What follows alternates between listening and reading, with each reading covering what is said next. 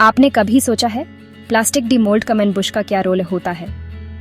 ये एक छोटा सा कंपोनेंट है, लेकिन इसकी इम्पोर्टेंस बहुत ज़्यादा है।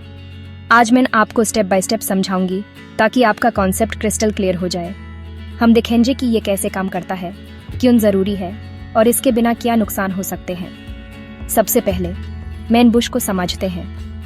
ये क्या है और इसका फंक्शन क्या है? मेन बुश एक सिलिंड्रिकल पार्ट होता है जो डीमोल्ड के सेंटर में लगता है। इसकी पोजीशन बहुत स्ट्रेटेजिक होती है क्योंकि यह पूरे मोल्ड के ऑपरेशन को इन्फ्लुएंस करता है। इसका काम है अलाइनमेंट मेंटेन करना, यानी आपके कोर और कैविटी प्लेट्स को परफेक्टली अलाइन रखना। यह सुनिश्चित करता है कि दोनों हिस्से सही तरीके से जुड़े।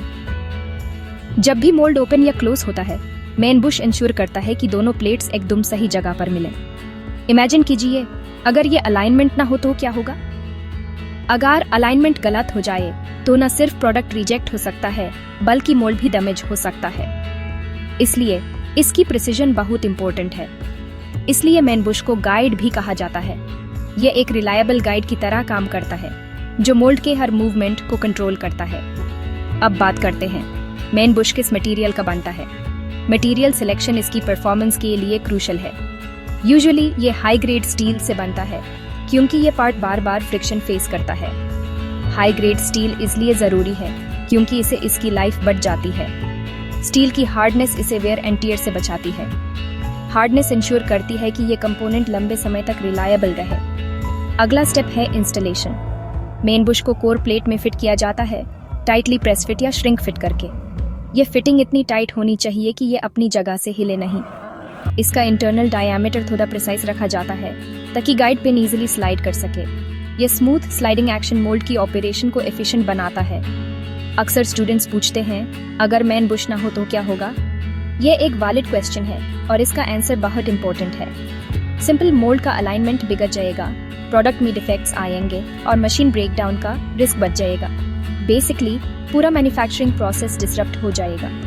सो मेन बुश एक छोटा पार्ट लगता है, लेकिन उसका रोल बहुत इंपॉर्टेंट है। इसकी एब्सेंस से बहुत बड़ी प्रॉब्लम्स हो सकती हैं।